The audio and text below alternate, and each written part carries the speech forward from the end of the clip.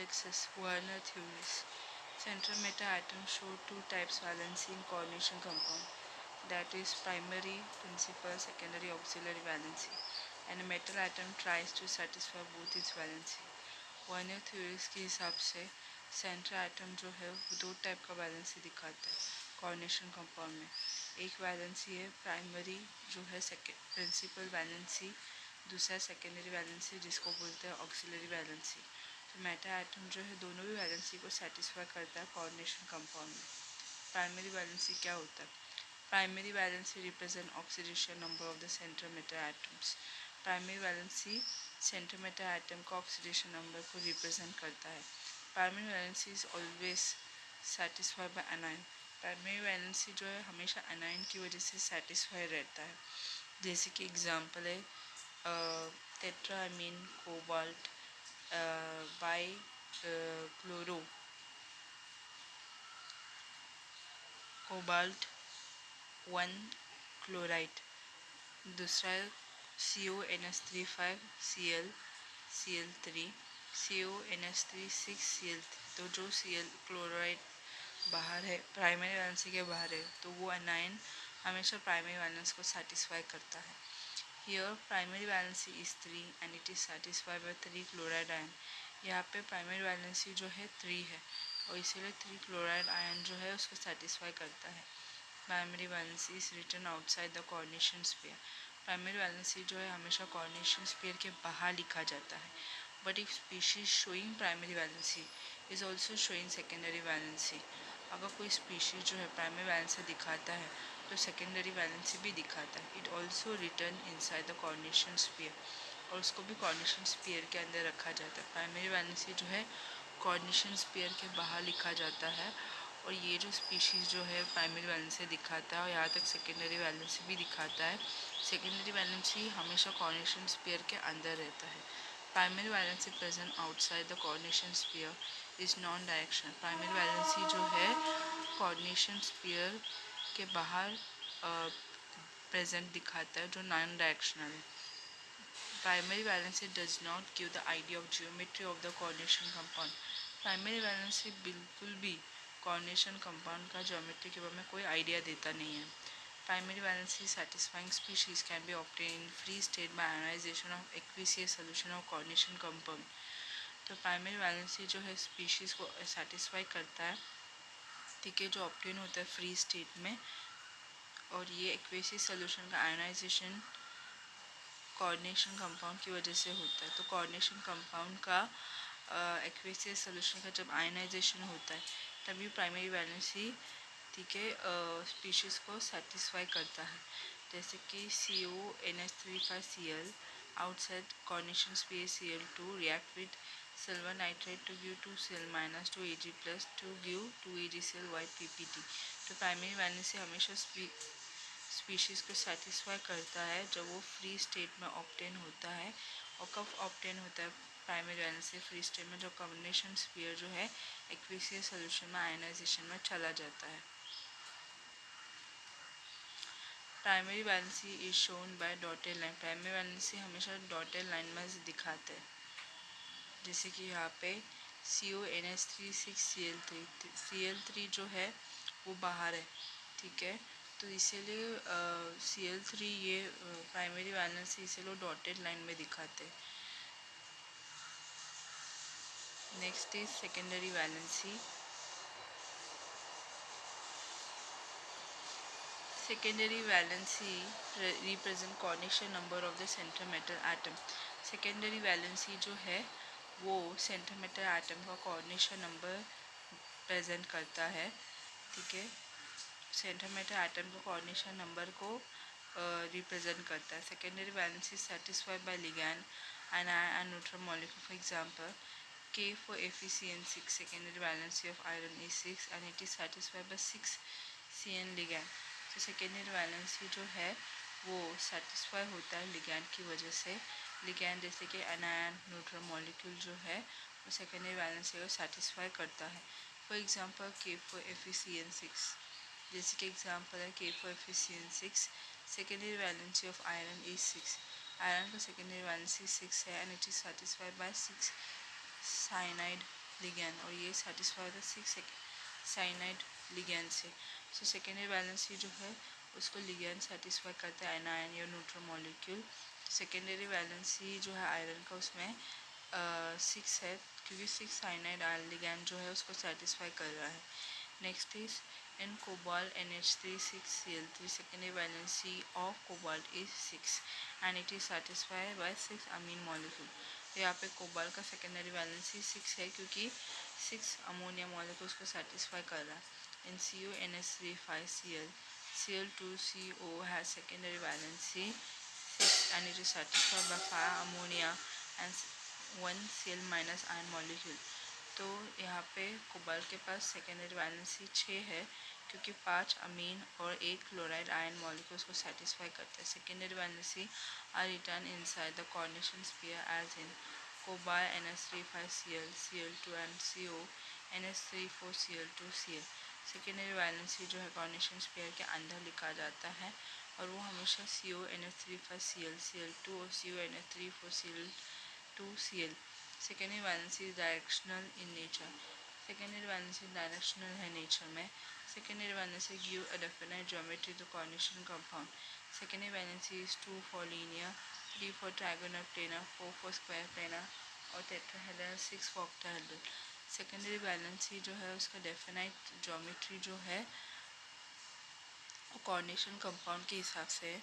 तो अगर coordination secondary valency 2 रहेगा तो लीनियर रहेगा, अगर सेकेंडरी वैलेंसी 3 रहेगा तो ट्रायगोनल प्लेनर रहेगा, सेकेंडरी वैलेंसी 4 रहेगा तो स्क्वायर प्लेनर या टेट्राहेड्रल होगा, अगर सेकेंडरी वैलेंसी 6 रहेगा तो ऑक्टाहेड्रल होगा। तो कभी भी कोऑर्डिनेशन कंपाउंड का तो ज्योमेट्री सेकेंडरी वैलेंसी डिसाइड करता है।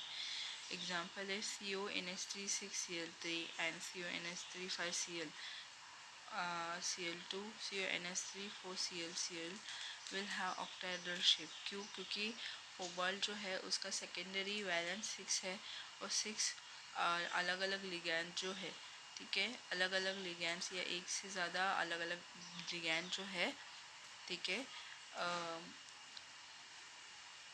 मतलब 6 लिगैंड जो है वो कोबाल्ट को सेटिस्फाई करता है, ठीक है, इसीलिए उसका सेकेंडरी वैलेंस 6 है। Secondary valence cannot be obtain in free state by ionization of aqueous solution of coordination compound. For example secondary valency जो है वो कभी भी फ्री स्टेट में ऑब्टेन नहीं होता है, जब भी कोऑर्डिनेशन कंपाउंड का एक्वेसियस सॉल्यूशन में आयनाइजेशन में चला जाता है तो सेकेंडरी वैलेंसी फ्री स्टेट में नहीं रहता जैसा प्राइमरी वैलेंसी रहता है। तो एग्जांपल है रिएक्शन का CuNH3Cl2Cl, ठीक है, इसको जब पानी में डिज़ोल्व करेंगे तो क्या फॉर्म होगा CuNH3 4Cl2 plus Cl minus. जो कोऑर्डिनेशन स्फीयर में टेट्रा अमीन है या या 2 क्लोराइड है वो डिसोसिएट तो हुआ नहीं, वो आयनाइज हुआ नहीं, तो ये फ्री स्टेट में नहीं रहेगा। Secondary valency shown by thick line. Secondary valency हमेशा थिक लाइन में दिखाता है, ठीक है, थिक लाइन जैसे कि ये मॉलिक्यूल, ठीक है, ये जो भी थिक लाइन है, ठीक है, ये सब जो भी लिगैंड थिक लाइन में दिखा रहे वो सब एक्चुअली लिगैंड्स है, ये सब सेकेंडरी वैलेंसी में आता है कोऑर्डिनेशन कंपाउंड में। Next is valence bond theory. To find bonding in complex compound Linus Pauling propose valence bond theory. तो लाइनस पॉलिंग ने वैलेंस बॉन्ड थ्योरी ये एक्सप्लेन किया था ताकि कोऑर्डिनेशन कंपाउंड का बॉन्डिंग को एक्सप्लेन कर सके। उसका मेन पोस्टुलेट क्या था, the central atom lose a requisite number of electron to form cation.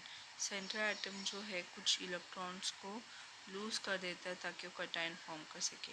The number of electron lost is equal to the oxidation number of the resulting cation.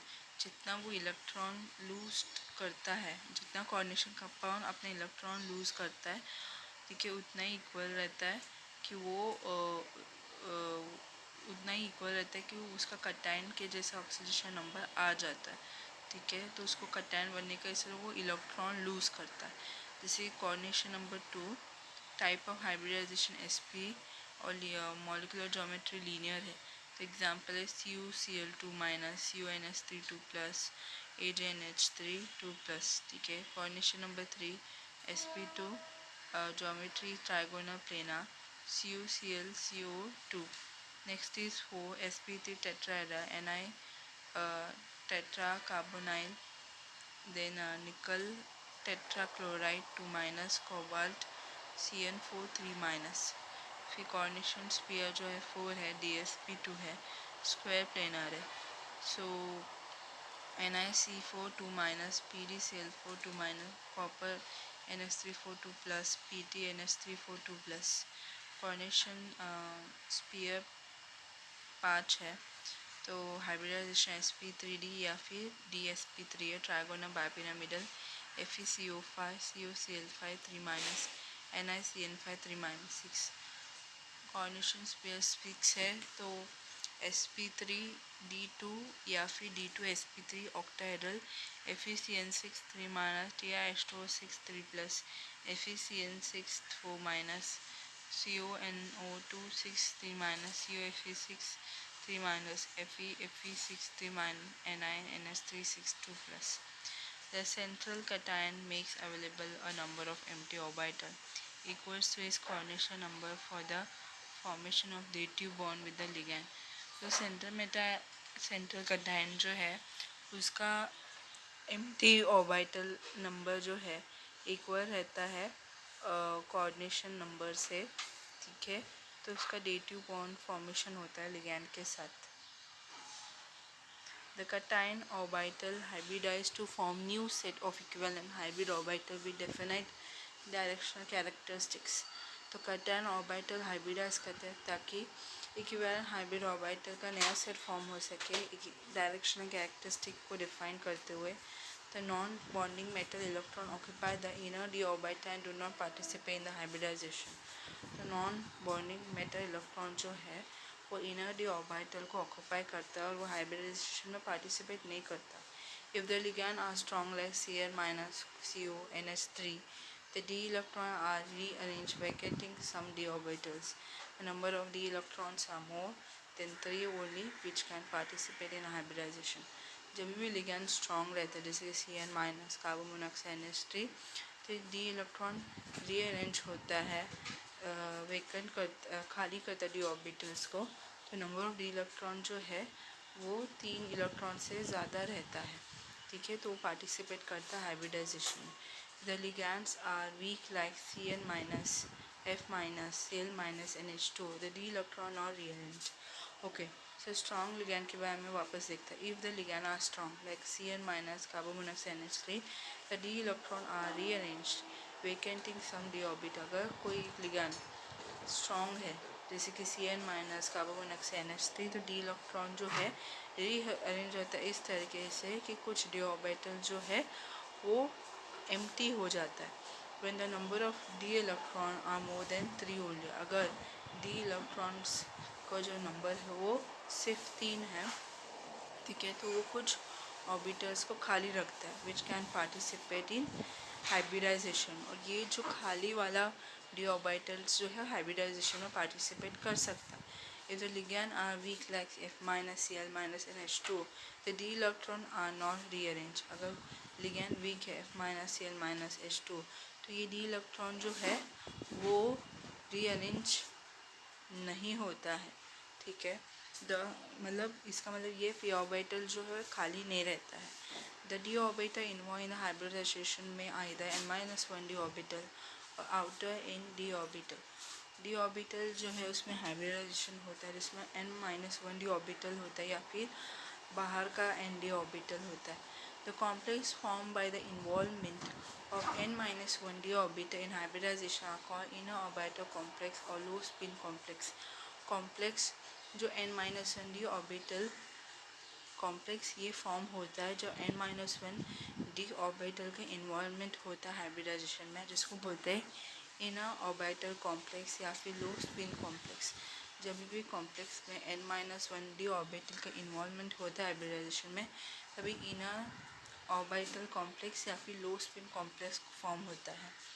जब भी complex form होता है जहाँ पे n-1 d orbital में hybridisation होता है तो उसको इनर ऑर्बिटल कॉम्प्लेक्स या फिर लो स्पिन कॉम्प्लेक्स बोलते हैं। The complex formed by the involvement of n-d orbital in hybridization are called outer orbital complex और हाई स्पिन कॉम्प्लेक्स। ये फॉर्म कब होता है? जब n-d ऑर्बिटल में इन्वॉल्वमेंट होता है हाइब्रिडाइजेशन में, तो उसको बोलते हैं आउटर ऑर्बिटल कॉम्प्लेक्स या फिर हाई स्पिन कॉम्प्लेक्स जो है ये फॉर्म कब होता है? जब n-d ऑर्बिटल जो है वो इन्वॉल्व होता है हाइब्रिडाइजेशन में। जब n-d ऑर्बिटल जो इन्वॉल्व होता है हाइब्रिडाइजेशन में, तब ये जो कॉम्प्लेक्स होता है उसको बोलते हैं हाई स्पिन कॉम्प्लेक्स या फिर आउटर ऑर्बिटल कॉम्प्लेक्स बोलते हैं। Each ligand contain a lone pair of electron. A dative bond is formed by the overlap of vacant hybrid orbital of metal ion and a field orbital of ligand। तो हर ligand जो है उसमें lone pair of electron रहता है। Dative bond form होता है vacant hybrid orbital जब overlap होता है मेटल आयन और फील्ड ऑर्बिटल ऑफ लिगैंड के साथ। जब भी लिगैंड में लोन पेयर ऑफ इलेक्ट्रॉन रहेगा तो मेटल आयन और लिगैंड जिसमें फील्ड ऑर्बिटल्स है उनके बीच में डेटिव बॉन्ड्स जो है फॉर्म होगा जब ये वेकेंट हाइब्रिड ऑर्बिटल्स और लिगैंड का फील्ड ऑर्बिटल एक दूसरे से हाइब्रिडाइज होगा। तो complex will be paramagnetic if any unpaired electron present otherwise diamagnetic. अगर कॉम्प्लेक्स जो है अपने ऑर्बिटल में लोन पेयर ऑफ इलेक्ट्रॉन दिखा रहा है या अगर कोई कॉम्प्लेक्स है वो अपने ऑर्बिटल में अनपेयर इलेक्ट्रॉन दिखा रहा है तो वो पैरामैग्नेटिक। अगर अनपेयर इलेक्ट्रॉन नहीं है तो डायमैग्नेटिक है। सो यहाँ पे डिफरेंस बिटवीन है इन ऑर्बिटल ऑक्टाहेड्रल कॉम्प्लेक्स और आउटर ऑर्बिटल ऑक्टाहेड्रल कॉम्प्लेक्स। इनमें फ़र्क क्या डिफरेंस ये है कि this are form by DsP2 D2sp3 type of hybridization. तो इसमें क्या है इनर ऑर्बिटल ऑक्टाहेड्रल कॉम्प्लेक्स या लो स्पिन ऑक्टाहेड्रल कॉम्प्लेक्स जो है ये एक तो DsP2 D2sp3 टाइप हाइब्रिडाइजेशन होता है। आउटर ऑर्बिटल ऑक्टाहेड्रल कॉम्प्लेक्स में क्या होता है sp3 हाइब्रिडाइजेशन फॉर्म होता है। This complex have less number of unpaired electron therefore show low magnetic moment और नो मैग्नेटिक मोमेंट। तो ये जो कॉम्प्लेक्स जो है वो कम अनपेयर्ड इलेक्ट्रॉन दिखाता है जिसमें मैग्नेटिक मोमेंट कम है या फिर मैग्नेटिक मोमेंट है ही नहीं। Outer orbital octahedral complex this complex have greater number of unpaired electron therefore show high magnetic moment. तो ये कॉम्प्लेक्स जो है उसमें ज़्यादा अनपेयर्ड इलेक्ट्रॉन है जो हाई मैग्नेटिक मोमेंट दिखाता है। These are less reactive therefore substitution of ligand is fairly difficult। ये कम रिएक्टिव है इसलिए लिगैंड का सब्स्टिट्यूशन बहुत डिफ़िकल्ट है। This are more reactive therefore substitution of ligand is easy. ठीक है, तो ये कम ज़्यादा रिएक्टिव है आउटर स्फीयर, सो इसीलिए सब्स्टिट्यूशन जो लिगैंड का वो ईजी है। ठीक है, तो लो स्पिन ऑर्बिटल जो है उसमें रिएक्टिव कम रहता है तो लिगैंड को सब्स्टिट्यूट करना आसान नहीं है। लेकिन आउटर स्फीयर में मतलब स्ट्रॉन्ग फील्ड लिगैंड में ये रिएक्टिव है इसलिए सब्स्टिट्यूशन मतलब लिगैंड को सब्स्टिट्यूट करना आसान है। This are form by strong ligand. तो ये जो लो स्पिन और कॉम्प्लेक्स जो है लो स्पिन कॉम्प्लेक्स या इनर ऑर्बिटल्स